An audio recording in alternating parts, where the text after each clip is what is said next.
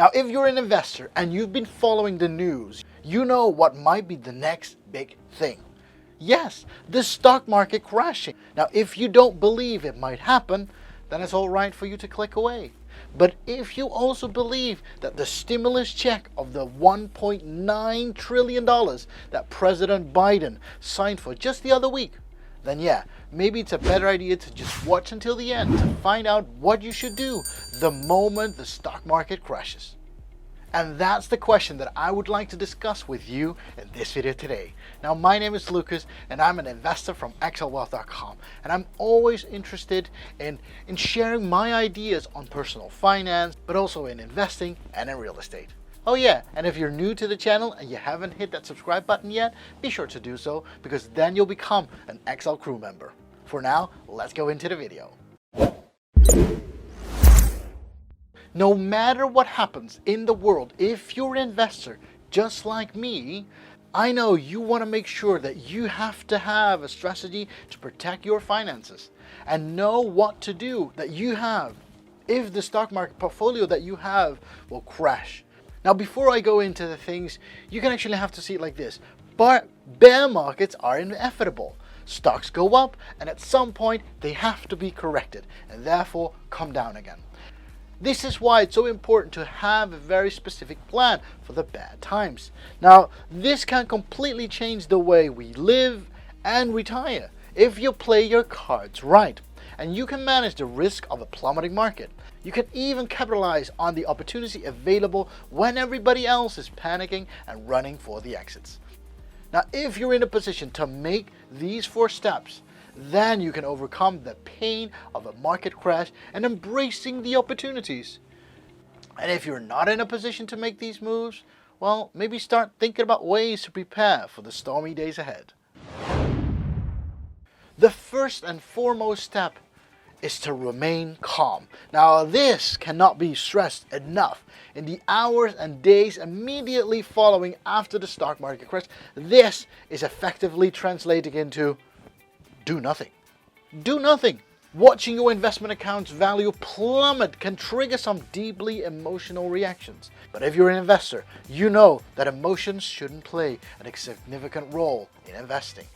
Panic can completely poison an otherwise well-constructed plan. It's basically impossible to act like robot-like precision, but still do the best, to set some rational goals and stick to them. Avoid selling when the market is down. You've probably heard the advice to buy low and sell high. And get rid of your stocks at the bottom of a bear market is exactly the opposite of that. Because watching your children's college fund or your retirement plans or your home down payment go up in flames can have a harrowing experience. Nonetheless, you need to recognize that every market crash has been followed by a bull market as the global economy and the biggest companies continue to march forward in the long term. You only lock in losses the moment you cash out. Staying invested gives you the opportunity to ride out temporary downturns and take advantage of the recovery that will always follow. Always! And you have to see it like this. You did your research up front.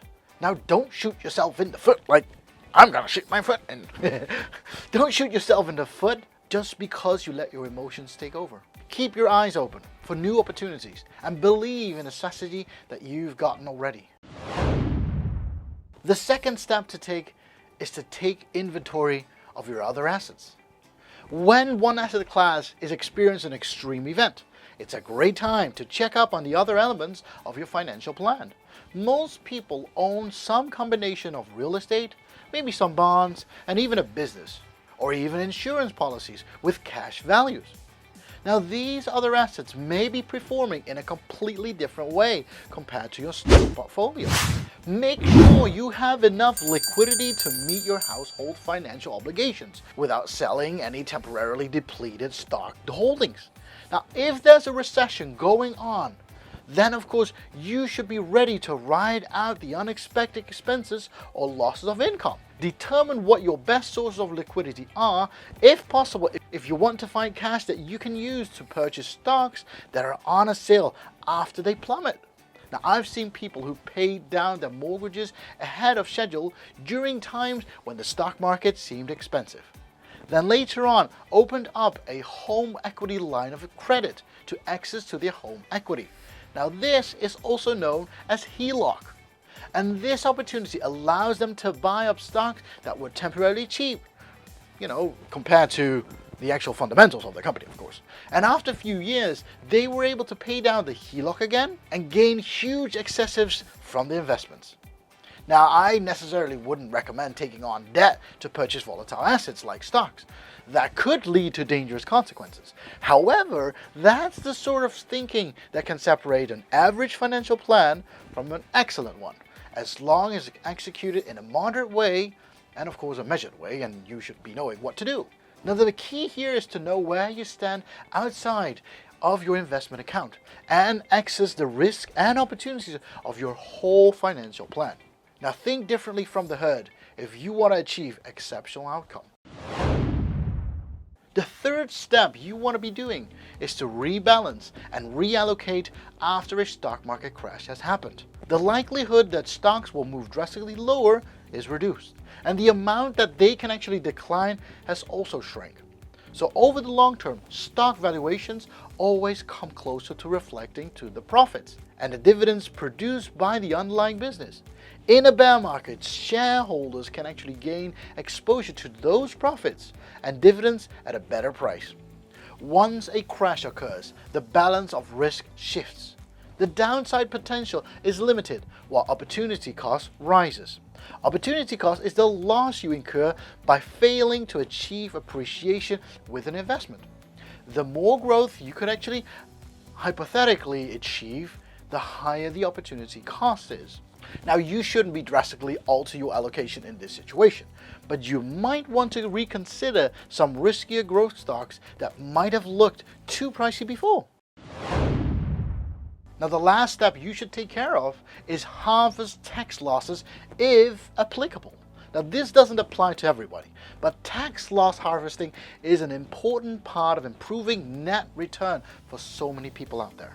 Tax return harvesting involves reducing taxable gains by selling holdings that have negative returns, and then replacing them with similar holdings that will grow in the future. Okay, let me give you an example. You could sell off an index tracking ETF at a loss, and then of course proceed to purchase another fund that tracks the exact same index. That creates a loss for the current tax year that you can use to reduce your net gains, thereby limiting the check that you owe to the IRS without changing your growth outlook. Now, that obviously reduces your cost basis for taxation on future gains, and trading will occur in some additional expenses above the cost of simply holding onto initial investments. So you gotta make sure that you'll actually benefit from harvesting those tax losses before you go ahead and complicate the whole situation for yourself. Now, this is just a service benefit that you could get on taxes. I suppose that I could shoot a whole video series on tax benefits though.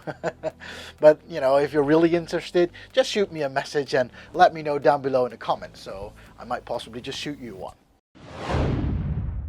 So no matter what President Biden is bringing to the table, as an investor, we are always ready for a change, and even better, looking for the next stock market crash so that we can make some money again. And with that, I would like to thank you for watching today's video. If you liked the video, don't forget to smash that like button.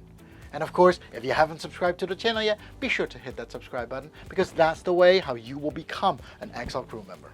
Thank you very much for watching today's video. If you liked it, don't forget to come back again for the next video to come. I thank you very much. Happy investing, and bye-bye.